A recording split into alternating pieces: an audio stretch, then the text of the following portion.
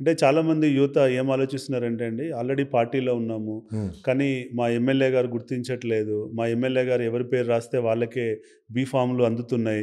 రోజు ఎమ్మెల్యే చుట్టూ తిరిగి జోకే వాళ్ళ ఒక బ్యాచ్ ఏదైతే ఉంటుందో వాళ్ళకే బీఫామ్‌లు అందుతున్నాయి.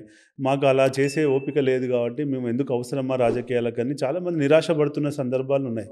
వాళ్ళని మనం ఎట్లా యాక్టివేట్ చేసుకోవచ్చు? ఈ ఎమ్మెల్యేలెంబడి వాళ్ళెంబడి తిరిగే వాళ్ళు తిరగాలి. ఫస్ట్ తిరిగితేనే అర్థమవుతుంది. నంబర్ 1. నంబర్ 2, వాళ్ళు ఎలా బిహేవ్ చేస్తున్నారు, ఎవరితోని ఎలా బిహేవ్ చేస్తున్నారో అర్థం చేసుకో. నంబర్ 2. నంబర్ 3, నీ బ్రాండ్ ఇమేజ్. నీ గురించి 10 మంది మాట్లాడే వాళ్ళు ఉండాలి.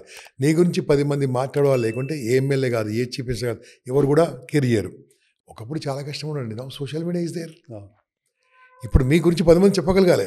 అన్న చెప్పిండు కాబట్టి మేము ఇట్లా వచ్చినాము, అన్న మాట్లాడింది కాబట్టి మేము ఇంతమంది వచ్చాము, అన్న మాకు చెప్పాడు కాబట్టి ఇంత బాగుంది. అదే అన్న అన్న అని మీ గురించి 10 మంది ఆ ఎమ్మెల్యే గారి దగ్గర మాట్లాడితే నిన్ను కూడా అన్న దగ్గర కూర్చొని పెడతాడు. అవును. అదే ఒక ఫాలోవర్గా ఉంటే విల్ నెవర్ కేర్. అదే ఒక లీడర్గా ఎదుగుతుంటే తొక్కేస్తాడేమో తర్వాత, ముందు మాత్రం ఎదుగుతారు కదా. ఎదగడానికి కారణము నీ దగ్గర ఉన్న వాళ్ళని నువ్వు సపోర్ట్ చేస్తూ ఉండు, నీ దగ్గర ఉన్న వాళ్ళని పైకి తీసుకొస్తూ ఉండు. నా ఒకటే అని చెప్తాను, నీవు 10 మందికి హెల్ప్ చేయి. నీకు వేరే వాళ్ళు హెల్ప్ చేస్తారో లేదు వేరే సంగతి, కానీ 10 మందికి హెల్ప్ చేసేటప్పుడు నీ కోసం ఏదో చేస్తారని హెల్ప్ చేయకు.